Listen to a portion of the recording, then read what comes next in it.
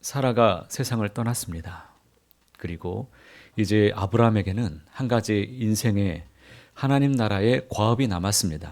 그것은 이제 하나님 나라의 구속사를 이어갈 이제 이삭의 신부감을 구하는 일이 남았습니다. 아브라함이 종을 보내어서 이삭의 신부감을 구해올 수 있도록 부탁을 했습니다. 그는 하나님의 인도하심을 따라서 이제 아브라함의 고향까지 찾아가게 되었습니다. 아브라함의 말처럼 하나님의 사자가 먼저 그의 인생길 앞에서 걸어가고 계셨습니다. 그래서 그는 아브라함의 고향까지 잘 도착하게 되었습니다. 그리고 그곳에서 하나님의 응답이 다 이루어졌습니다. 하나님이 찾던 이 아브라함이 찾았던 그 신부감을 그곳에서 만날 수가 있었습니다. 그리고 그녀에게 그동안 있었던 모든 일들을 다 말해 주었습니다. 28절에 보니까 소녀가 달려가서 이 일을 어머니 집에 알렸더니 소녀는 리브가입니다. 리브가 목소리 너무 좋죠? 리브가가 어머니의 집으로 달려가서 우물가에서 있었던 일들을 또 말해 주었습니다. 아브라함의 종이 하나님의 인도하심을 따라서 여기까지 왔다는 이 이야기를 듣고 이 라반이 우물가로 달려갔습니다. 라반은 종을 만나서 여호와께 복을 받은 자여, 아주 놀라운 말을 합니다. 그 집안이 여호와의 신앙이 있는 그 집안인 것을 알 수 있습니다. 이렇게 인사를 하고 그를 자기 집에 모셔 드렸습니다. 아브라함의 종은 귀한 환대를 받지만 그러나 33절에 보면 또 놀라운 말씀을 하죠.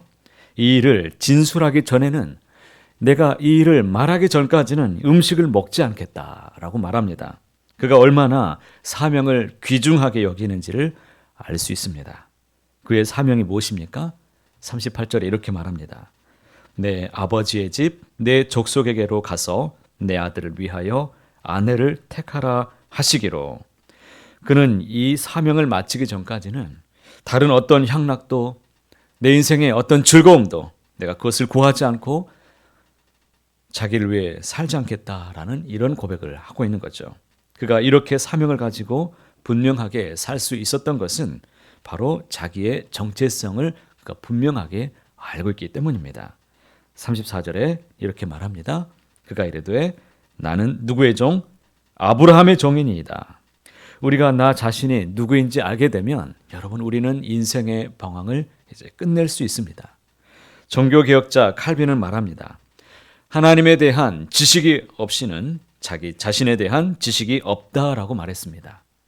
깊이 생각을 해보십시오. 하나님을 모르면 진정 우리 자신에 대해서 우리는 알 수 없습니다. 하나님을 알고야 비로소 우리는 나 자신을 알 수 있습니다. 그래서 인생의 방황은 예수님을 만나면 이제 끝이 나게 되는 것입니다.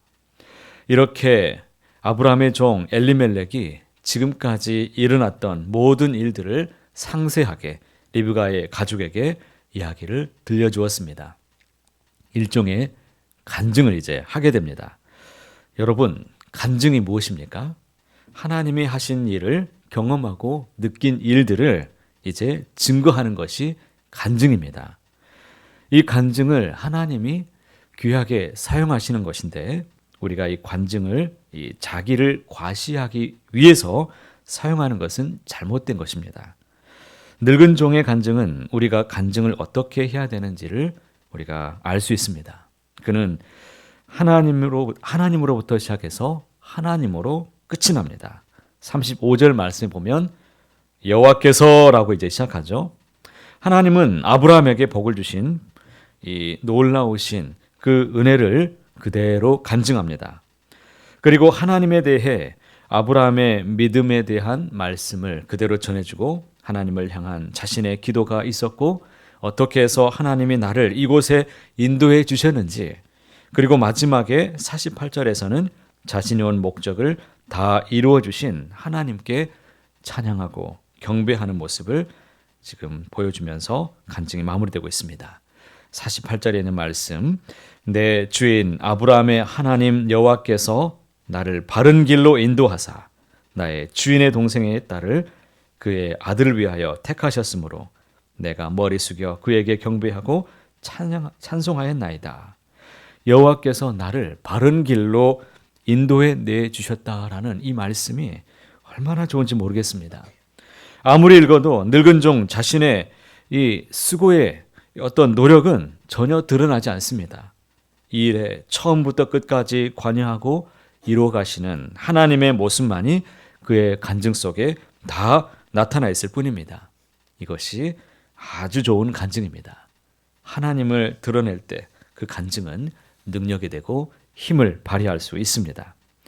오늘 말씀은 믿음으로 아멘하고 따라간다면 그 삶이 얼마나 축복된 삶인가, 나그네 인생길 앞에 하나님께서 얼마나 선하시게 인도하시는가를 우리가 잘 알 수 있습니다.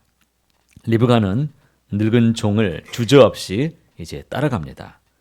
이 종이 아브라함의 종인지 아니면 자기를 팔아먹고 달아날 사기꾼인지 여러분 솔직히 전혀 알 수 없습니다. 하지만 리브가는 결심하고 집을 나가서 따라가죠. 아주 먼 길을 따라갑니다. 목적지에 도착해 봐야 이 사람이 종의 말이 사실인지 아닌지 알 수 있을 뿐입니다. 그런 먼 긴 여행길을 따라 나섭니다.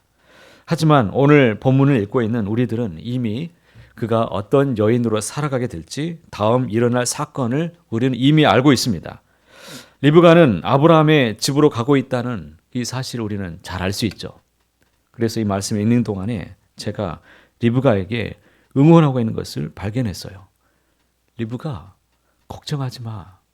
너는 이제 하나님의 백성의 그 아름다운 길을 걸어가고 있는 사람이야. 리브가, 걱정하지 마. 하나님이 이제 너와 함께 하실 거야. 마치 우리 인생길 앞에 응원하고 있는 그 하나님을 보게 됩니다. 어떤 일이 펼쳐질지 아무것도 알 수 없지만 약속을 믿고 따라가는 사람이 바로 리브가의 이 결단이 아닌가 싶습니다. 리브가가 이삭의 집에 도착해야 실제로 그의 말이 그의 정말 자신이 아내가 될 수 있다는 것을 알 수 있지만 이미 떠남으로 결심하고 나서는 그 순간 리브가는 이미 이삭의 아내로 인정함을 받게 되었습니다. 이미 예수님을 잉태할 축복된 가문의 여인이 된 것입니다. 이제 이 말씀을 통해서 한번 잠깐 나누고 싶은 것은 우리 크리스찬의 삶이 바로 이러한 삶이다라는 것이죠. 우리는 아직 죽음을 맛보지 않았습니다. 그렇기 때문에 천국이 어떤 곳인지 솔직히 우리는 모릅니다. 나그네 인생길이죠. 성경에 기록된 말씀을 통해서만 그곳의 모습을 우리가 상상해 볼 수 있고 마음속에 그릴 수 있을 뿐입니다.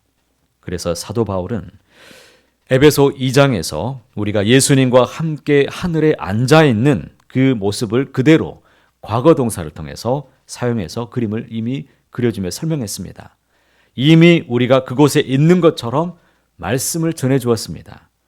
우리가 하늘의 시민권자라고 말하면서 현재 동사를 또한 사용합니다. 이미 천국의 시민권을 갖고 이 세상에 살아가는 존재다라고 말하죠. 바울은 그렇게 자기와 성도들의 미래의 신분을 현재 확신하고 있습니다. 이미 천국의 백성으로 우리는 이 세상에서 살아가는 사람들입니다. 우리도 그런 믿음을 가지시기를 바랍니다. 우리는 믿는 순간에 천국의 시민이 다 되었습니다. 이 사실은 영원히 불변하는, 바뀌지 않는 사실입니다. 리브가가 이삭의 집을 향해서 출발하는 그 순간부터 이미 그녀는 이삭의 아내이듯이 같은 일이 우리에게도 똑같이 벌어지고 있는 것입니다. 믿음으로 구원을 얻은 자에게 주어지는 하나님의 놀라운 축복이 우리에게도 함께할 것입니다. 이 사실을 믿고 확신하는 믿음의 성도들이 다 되시기를 바랍니다. 그렇다면 우리 인생길 앞에 결코 흔들리지 아니할 것입니다. 신랑인 주님을 만날 때까지 정결함을 항상 지켜가시길 바랍니다. 천국 시민법을 가지고 살아가시기를 축복합니다. 확실한 신분을 믿고 합당한 삶을 오늘 하루 가운데도 살아내시면서 아브라함의 종이 하나님께 영광을 올렸듯이 우리 모두가 이런 인생을 살아가게 되시기를 높으신 주님의 이름으로 간절히 축복합니다.